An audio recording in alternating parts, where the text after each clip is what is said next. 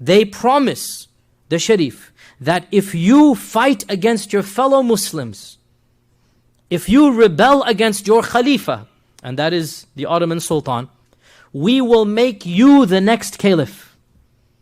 And we will give you a united Arabia. By Arabia, we don't mean Saudi Arabia. We mean the Arab lands, Damascus, Baghdad, everything in between, Syria, Lebanon, Jordan, everything, Arabia. You shall become the Khalifa of a united Arabia.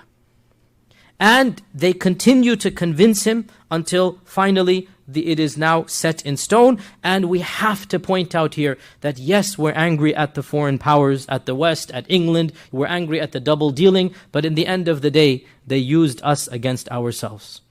In the end of the day, we have to put the blame where also it lies. And Muslims are also guilty, just like every other party is guilty. And we have to acknowledge the greed and the power struggles on all sides. And here we have a copy of one of those letters. If you take a look at it on your slide, this is a copy. If you look at the date, can you see the date on there?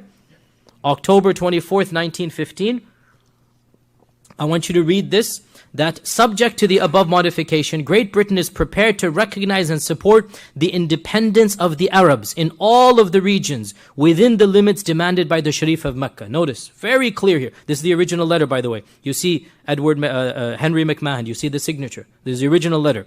Great Britain will guarantee the holy places, and Great Britain will give the Arabs her advice and assistance, and I'm convinced this declaration will assure you beyond all possible doubt of the sympathy of Great Britain towards the aspiration of her friends, the Arabs, and will result in a true and lasting alliance, the immediate results of which will be the expulsion of the Turks from the Arab lands and the freeing of the Arab people from the Turkish yoke, which for so many years has oppressed them so heavily. So, McMahon, with obviously the approval and the knowledge of the British government, they promise Sharif Hussein ibn Ali that if he revolts, the British will give him a united Arab land and he will be made the next Khalifa from Iraq to Turkey to Syria to the Hijaz. And the Arabs took this as an official promise from England.